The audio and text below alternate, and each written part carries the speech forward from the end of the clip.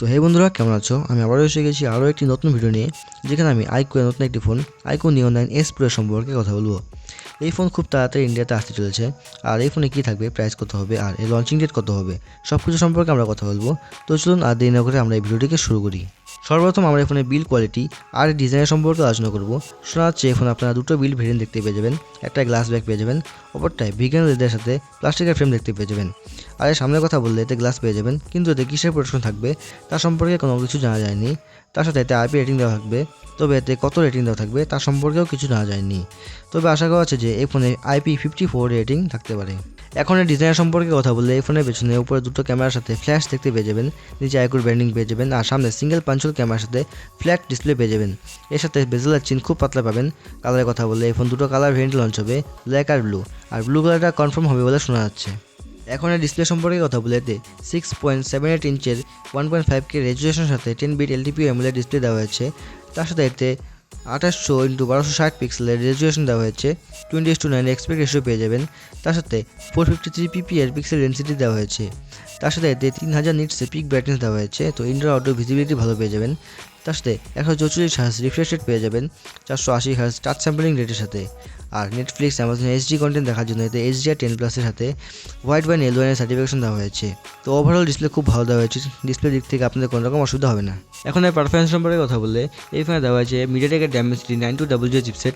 আর এই প্রসেসরটি Snapdragon 8 Gen 3 এর থেকেও ভালো প্রসেসর 4 nanometer তৈরি হয়েছে। এনার্জি এফিসিয়েন্সি ভালো পেয়ে যাবেন, হিটিং ইস্যু থাকবে না বললেই চলে, কারণ এতে ভেপার চেম্বার কুলিং সিস্টেম দেওয়া হয়েছে। তো এই ফোনের পারফরমেন্স খুব ভালো পেয়ে যাবেন। এখন গেমিংয়ের সম্পর্কে কথা বললে এতে আপনার খুব স্মুথ গেমিং করতে পারবেন 90 হার্জ রিফ্রেশ রেটের সাথে। তার সাথে এতে এক্সট্রা গেমিং চিপসেটও পেয়ে যাবেন, যার ফলে এতে 120 FPS এর সাথেও গেমিং করতে পারবেন। তার সাথে এতে আলমালি G720 MP12 GPU পেয়ে যাবেন। আর তার সাথে এতে LPDDR5X RAM টাইপ পেয়ে যাবেন UFS 4.0 স্টোরেজ টাইপের সাথে। আর আন্তর্জাতিক স্কোরের কথা বলে এতে 22 লাখেরও বেশি আন্তর্জাতিক স্কোর বেরিয়ে আসে। তার সাথে এতে 10টা 5G ব্যান্ড পেয়ে যাবেন। গেমিংয়ের পারফরমেন্স খুব ভালো দেওয়া হয়েছে।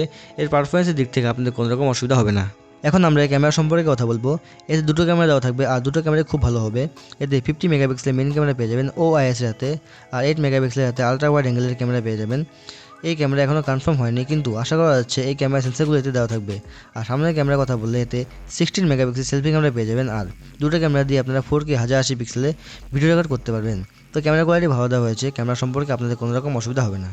এখন আর ব্যাটারির কথা বললে এতে আপনারা 5000 mAh ব্যাটারি পেয়ে যাবেন 120 ওয়াটের ফাস্ট চার্জিংয়ের সাথে। আর 120 ওয়াটের চার্জারের বক্সের ভেতরে পেয়ে যাবেন। আর এই ব্যাটারি চার্জ করার জন্য এতে Type-C চার্জিং পোর্ট দেওয়া থাকবে। সেন্সরের কথা বলে এতে আন্ডার ডিসপ্লে ফিঙ্গারপ্রিন্ট সেন্সর পেয়ে যাবেন, ফেস আনলকের ফিচার থাকবে।